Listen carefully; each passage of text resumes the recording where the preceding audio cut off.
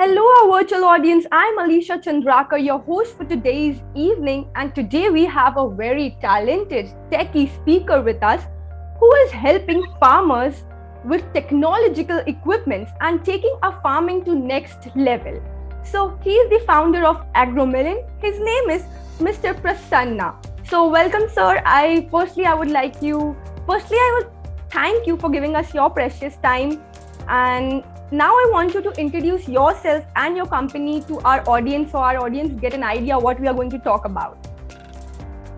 Yeah, thank you very much for having me here. My name is Prasanna and I'm the co-founder of AgroMillion.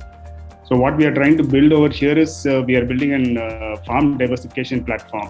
Basically, we are trying to help farmers to diversify into aquaculture and animal husbandry. So that is what we are trying to build over here in AgroMillion. And we are an 8-month-old company, and so far we have reached close to 90,000 odd farmers in 4 states. That is Tamil Nadu, Andhra Pradesh, Telangana, and Karnataka.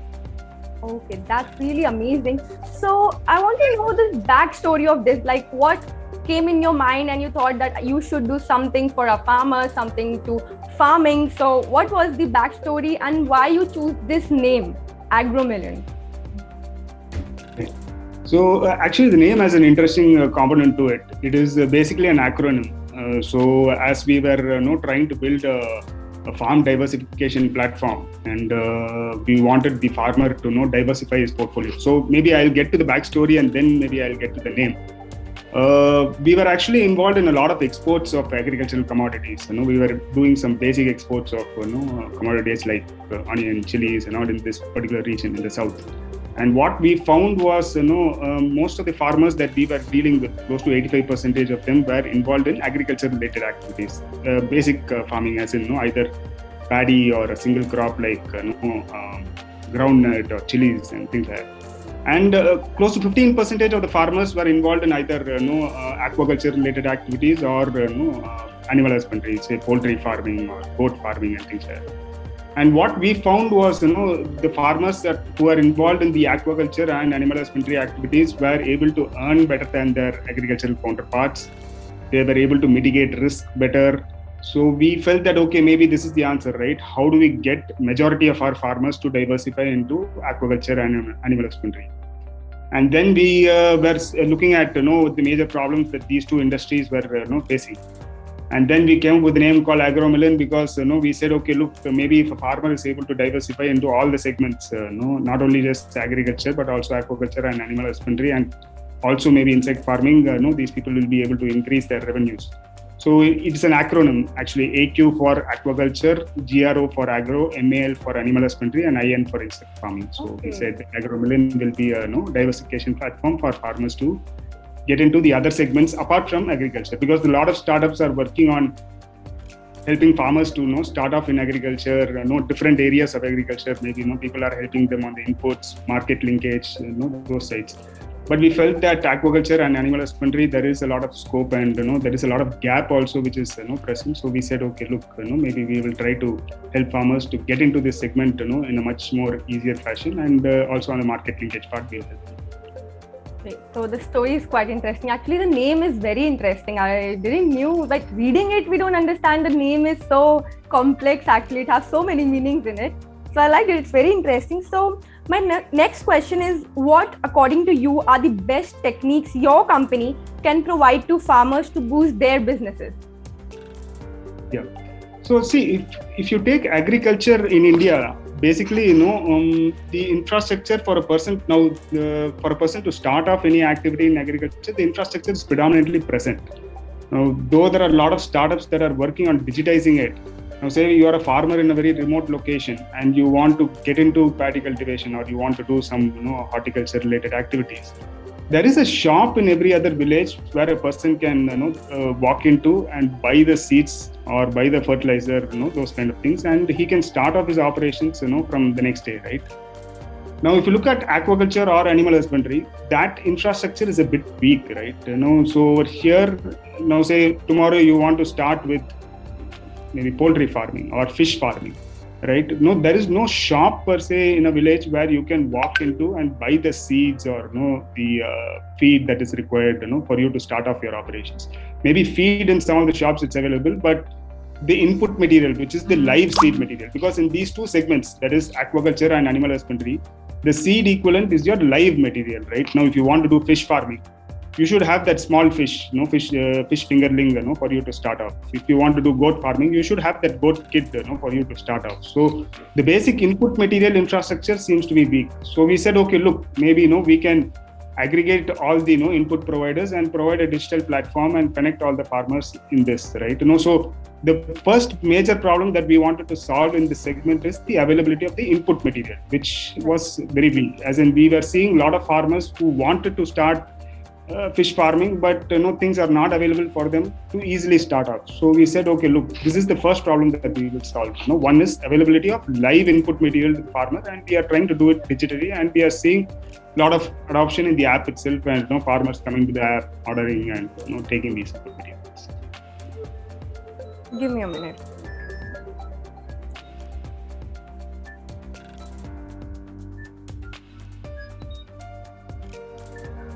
Sorry. Right. So my next question is do you think that use of technology in farming can boost India's economy to a next level? Like your startup can help in boosting India's economy as well? See, how personally I would say it is, we should not just take farming out of the entire subsection, right? I think you'll have to look at this as a whole only, right? Many people ask us this question very often, right? How tech friendly or how tech savvy are farmers, will they adopt technology? But see, they are no different from me or you, right? So now the question should be like, will technology on the whole help Indian economy or any sector of the economy? Definitely yes, right? It's going to help. We are seeing manufacturing being helped by technology. Any other consumer grounds are being helped by technology, right? Why not farming also? So technology is going to come into all sectors, and definitely this is only going to improve. And people even in the farming sector are more tech savvy than some of us also. So we are seeing a lot of people in tier 2 and tier 3 cities also willing to onboard themselves onto the app and do orders via the app. Not only for farming related stuff, but even for other activities also, right? Even on social media and all, I'm seeing a lot of farmers are very active, and I think we only have to look at it from that point rather than just divide these people into some different subsegment and analyze it. Right. So do you face any kind of language barrier as farming is spread to throughout the India? So do you face any language barrier while you're communicating to our farmers? No, so the first thing that that we'll have to do is it has to be multilingual, right? So India being a country, it's so diverse. When you want to reach out to the farmer, you'll have to use their vernacular language. So even in our app also, currently, though we are operating in 4 states, currently it's available in 6 languages.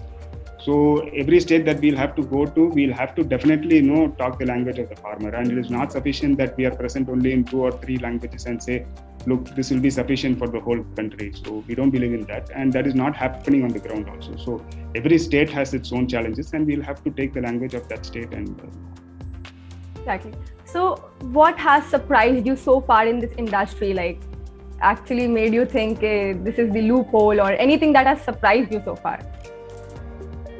See, what has surprised us is the tech adoption only, right? So even we did not expect such a fast tech adoption from this crowd, but the tech adoption has been fairly larger than what we thought. So that is one thing. And second thing is the scope seems to be very large, right? If you look at in the startup space itself, right now education is getting a lot of the education sector is getting a lot of attention, right? We are having startups getting significantly funded.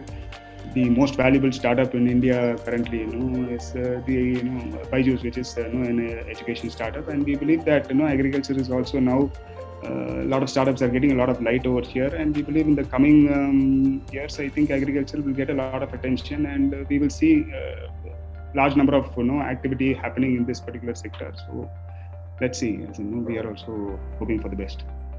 So as a co-founder, what problems did you face during pandemic? Did your business got affected? Did farming got affected? Like you must be knowing better about it. See, during pandemic, the good thing was across India, farming I would say agriculture was one sector which was least affected. Again, Right. right. So on the growth side, we saw healthy growth, in agriculture itself. But again, there were pockets where everybody suffered, right? Even on the market linkage side, there were some farmers who were not able to reach out to the end customers or consumers. So some trade linkage breakage was there. But on the whole, generally agriculture was one sector which was not very much affected, and we were also seeing a lot of upside, in the startup itself. And our startup was, established during the pandemic only. So basically, we started in October 2020. So we have been predominantly operating in the pandemic, and we are seeing good adoption over here. So thankfully, we have not been affected by the pandemic. And as a sector as a whole, also, I am seeing that this is one sector which has not been very much affected by the pandemic. Okay. So I want to know, like, compared to other countries, our country is far behind in using technologies in farming. Like, people are still unaware about technologies used in farming. So what are your takes on that? Why are we so behind using technologies in our farming? See again, making a comparison with other countries makes it difficult also, right? You'll have to analyze the landscape over here also. So again, farming over here, there are a lot of statistics to go around, right? On an average over here, the land holding is 2 acres. There are 146 million farmers over here. Now, if you are going to compare it, with the average land holding, in the US or in Canada and all, it is not going to be the same, right? So the cost for technology adoption is going to be, completely different, for a farmer in the US and a farmer sitting over here. So the cost to benefit ratio is going to be significantly skewed. But at the same time, then the next question arises: what is this technology that you're talking about? Is it, just some basic digitization, through which the farmers are interacting with the other members, or some basic digital avenues via this market linkage and all, or is it very hardcore deep tech technology that farmers are using in the land to improve their yield or check the pond quality, those kind of things. So it's about what we are talking about, right? So currently, how I see it is, the first revolution will happen around basic digitization, right? So I think we are behind over there itself. So that will happen faster with mobile phone penetration and things like that. Eventually, maybe if we are able to provide the technology cheap enough, where farmers can do farm level interventions, then that adoption also will happen. But farmers will have to see, again, end of the day, it is a business, right? They are also looking to make a profit at the end of the day, and it has to be economically viable for them to adopt that particular technology. There is no point in simply using technology, paying for it, and then not ending up getting the enough returns for it, right? So I think so we'll have to make sure that the technology is economically viable for them, and I'm pretty sure, right? See, farmers also are logical people only, right? They also evaluate it based on its own merits. So if we are able to provide it at an economically viable cost, definitely adoption will be much faster. At present, the technology, I believe, in some cases are not economically viable, and so it is not being adopted. Okay. So my next question is, do you think that our younger generation or our new generation is quite ignorant towards farming, and they are least interested in farming things? Like, now, as I live in a metro city, Mumbai, so I don't hear people talking about farming. So what do you think, like, it can affect us in long term, like while after 5, 10, 20 years? What are your intake in that?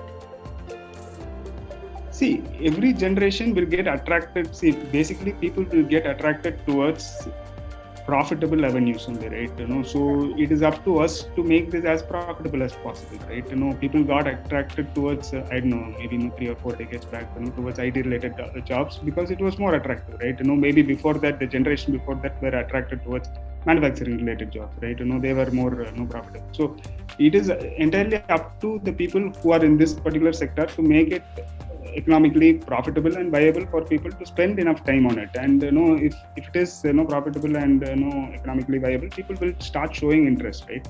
Now itself, we are seeing, earlier, I think some 4 years back, there were only around 300 agri-tech startups.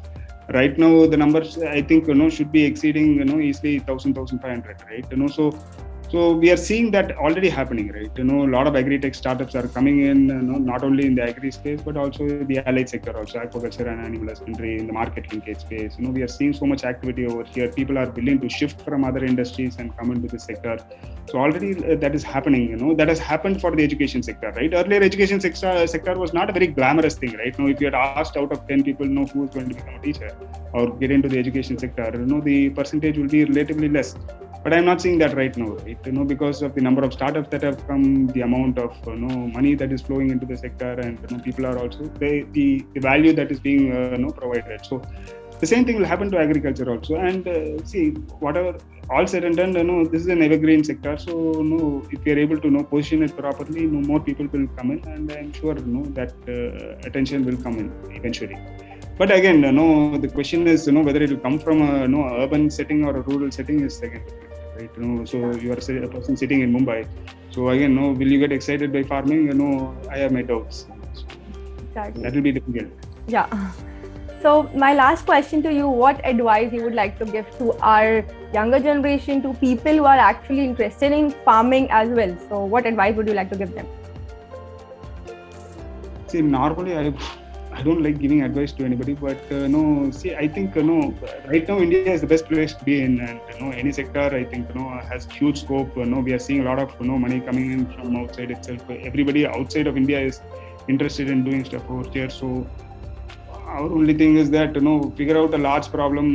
There are problems all around you, and if you can find an innovative solution, I think growth will be unlimited. Right. Okay. So few words for our techie expert. Fantastic. I'm very happy about this platform, and I first would like to thank you guys for giving me the opportunity to speak to your audience, and all the best to you. So thank you so much, Prasanna, for giving your precious time to us, and it was amazing talking to you. Like, I came to know personally so much information about farming, and I'm damn sure our audience would also love to know what this farming is, what your app is all about. So I hope an audience will enjoy this interview because it was quite informative. And thank you so much for your precious time. So it's time to say goodbye to our audience. And I would request our audience to please do like, share, and subscribe to our channel, and comment if you have any question regarding his app or regarding tech things. You can comment, and we will love to answer you all. So thank you so much, audience. Thank you so much, Prasanna. It was really amazing talking to you.